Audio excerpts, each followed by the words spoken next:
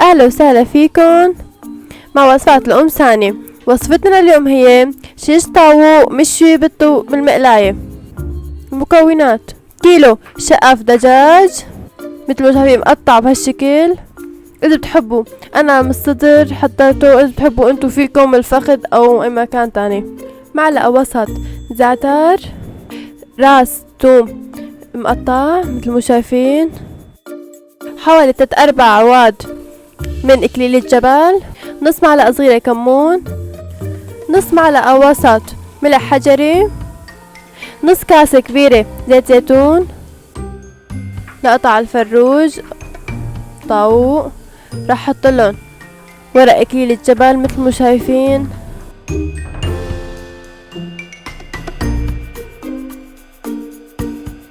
تعطيه طعمة وريحة كتير طيبة. راح اضيف الزعتر،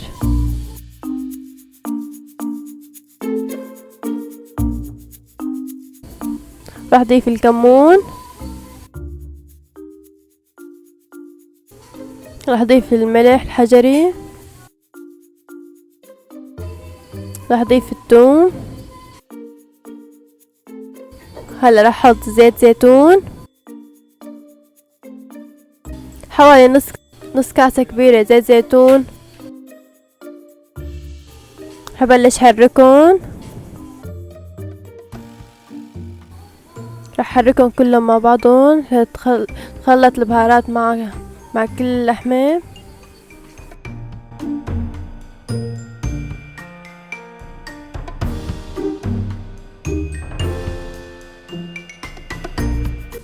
بنحركهم بهالطريقة ليوصل تبع كل قطعة.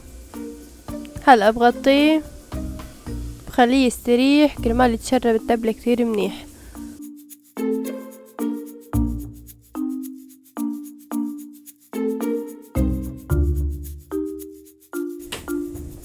بعد ما حطينا التبلة راح خليهم حوالي 3 أو 4 ساعات بالبراد يستريحوا، بعدين نبلش اشويهم. اذا كان عندكم وقت فيكم تخلوه بالمساء لتاني نهار الصبح، طبعا بكون افضل بتتشرب التبلة اكتر. هلا بعد ما مرقت حوالي 3-4 ساعات راح بلش شكهم بالسيخ.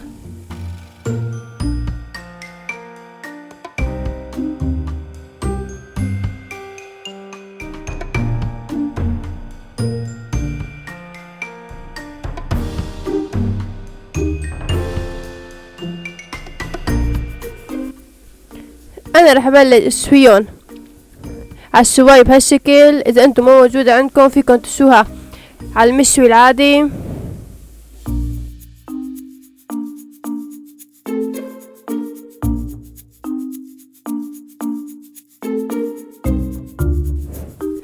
انا اخذت بطاطاي وشرحتها بهالشكل، تبلتها شوي.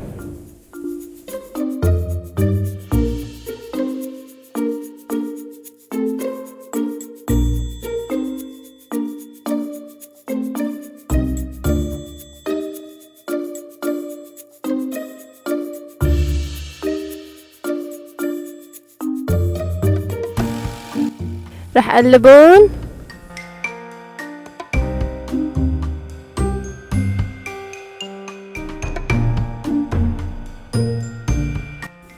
هلا بعد ما استووا راح ابلش اسكبون بطبق وريحتهم بتشهي طبعا.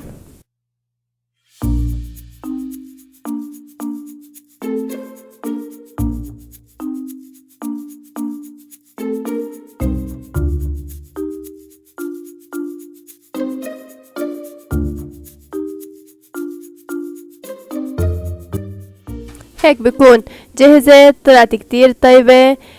لا تنسوا تجربوها. ألف صحة وهنا. لا تنسوا الاشتراك بقناتنا الأم سانية.